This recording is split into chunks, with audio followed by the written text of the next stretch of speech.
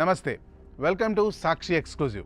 Hi friends, మీ ఇంట్లో అత్యంత ప్రమాదకరమైన వస్తువు ఏదేంది అని అంటే మీ దగ్గర ఉండే కత్తి మరేదో కాదు, మీరు నిత్యం వాడే కరెంటు కాదు, మీ కిచెన్లో ఉండే గ్యాస్ స్టవ్ కాదు, అంతకన్నా కానే కాదు.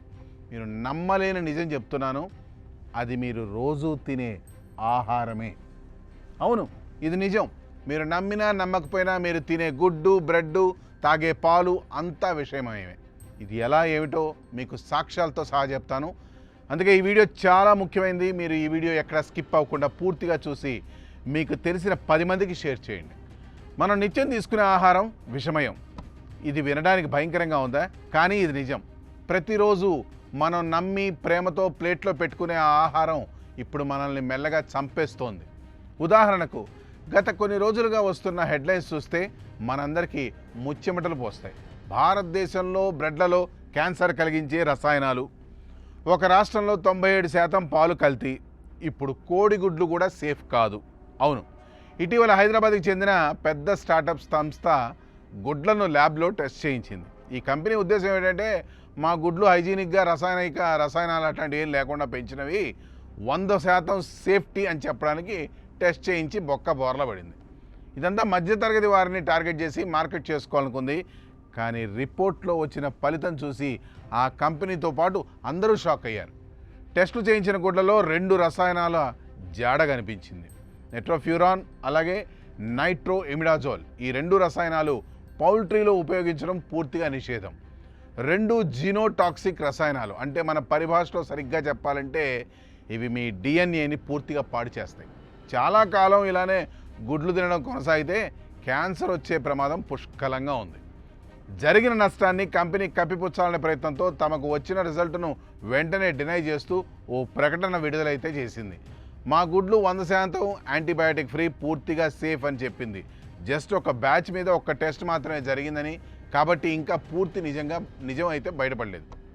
కానీ ఈ ఒక్క సంఘటనే మనలో ఉన్న భయాన్ని మళ్ళీ రెచ్చగొడుతుంది. ఎందుకంటే భారతదేశంలో ఆహార కల్తీ అనేది కొత్త కథ కాదు. ఇది దశాబ్దాల నుండి కొనసాగుతున్న ఒక యథార్థ గాథ.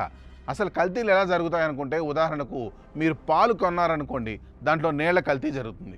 తినే గుడ్డు, బ్రెడ్లలో ప్రాణాంతక రసాయనాలు కలుపుతున్నారు. తినే పన్నీర్లలో స్టార్చ్ని నింపుతున్నారు.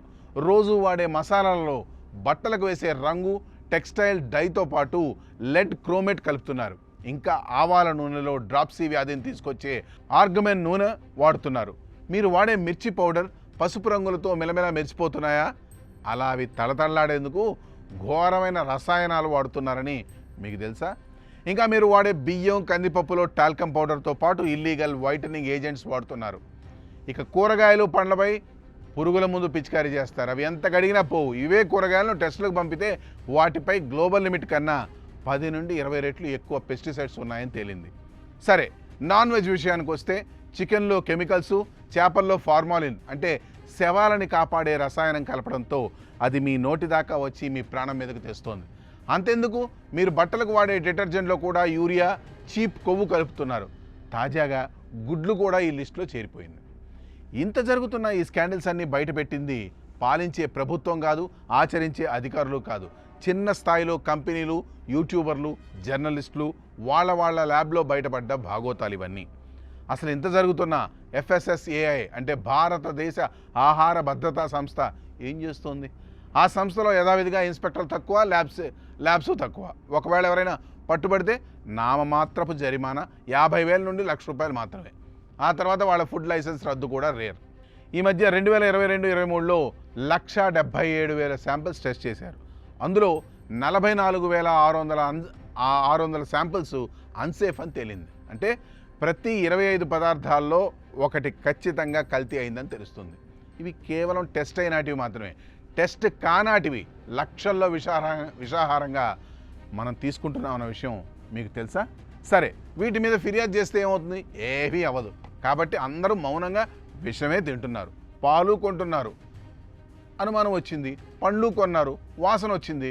గుడ్డును చూస్తే రేడియేషన్ ఉన్నట్టు భయం పట్టుకుంది. అయినా అన్నీ లాగించేస్తున్నారు. కల్తీ లేని పదార్థం అన్నది మీ శరీరంలోకి వెళ్ళడం లేదు. ఈ కల్తీ ఆపాలంటే ప్రభుత్వానికి ప్రజల బాధ, సూచనలు తెలియాలి. మరీ ముఖ్యంగా 3 సూచనలు ప్రభుత్వానికి మనందరం కలిసి పంపాలి. అవి ఏంటంటే, మొదటిది, FSSAI నిజంగా రెగ్యులేటర్గా పనిచేయాలి. ర్యాండమ్ శాంప్లింగ్ దేశవ్యాప్తంగా రోజు పబ్లిక్గా రిపోర్ట్ చేయాలని డిమాండ్ చేద్దాం. రెండోది, బ్యాండ్ రసాయనాలకి జీరో టాలరెన్స్. జినోటాక్సిక్ అయితే 1 మిల్లీగ్రామ్ కూడా క్షమించరాదు. మూడోది, కల్తీ అని పట్టుబడితే నిజమైన శిక్ష 50,000 జరిమానా కాదు, ప్రాణాలకు ముప్పు తెచ్చినందుకు గాను క్రిమినల్ కేసు, జైలు శిక్ష అనేది ఖరారు చేయాలి.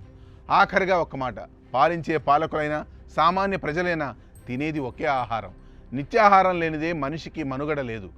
ఎవరో ఒకరి స్వార్థానికి చేసిన కల్తీకి మనం బలవకూడదు. రేపటి రోజున మనం ఆరోగ్యంగా చూడాలంటే నేటి రోజున మంచి ఆహారం తీసుకోవాలి. సీఎం అయినా, పిఎం అయినా, సెలబ్రిటీ అయినా, సామాన్యుడైనా ఆరోగ్యకరమైన ఆహారం మనిషి హక్కు. ఆ హక్కును మనందరం కాపాడుకుందాం. ఇక్కడున్న సిస్టంలో మార్పు రావాలి. ఇది మారాలి, ఇప్పుడే మారాలి. సమస్య ఏంటంటే మన నమ్మకం చచ్చిపోతోంది. ఈ నమ్మకం తిరిగి రాకపోతే రేపు మన పిల్లలు ఏం తింటారు, మనం ఏం తింటాం. మనం ఇప్పుడే మేల్కోవాలి. మన ఆహారం మన బాధ్యత, మన హక్కు. మనకి ఏ ప్రభుత్వం ఏమీ చేయదు. మన కోసం మనమే మేల్కోవాలి. మన దగ్గర ఉన్న ఆయుధం మీడియా, ముఖ్యంగా సోషల్ మీడియా. మీరు ఈ వీడియో చూస్తున్నారంటే మీలోనూ ఆ భయం, ఆ కోపం ఉందనే అర్థం. ఆ కోపాన్ని వృధా చేయకండి. ఈ వీడియో 10 మందికి షేర్ చేయండి. ఆ 10 మంది మరో 10 మందికి పంపమనండి. అలా ఇది మొత్తం భారతదేశం అంతా వ్యాపించి పాలకుల చేతికి ఒకరోజు చేరుతుంది. So be safe, stay safe. That's all for today. This is Hari Krishna signing off for Sakshi Digital.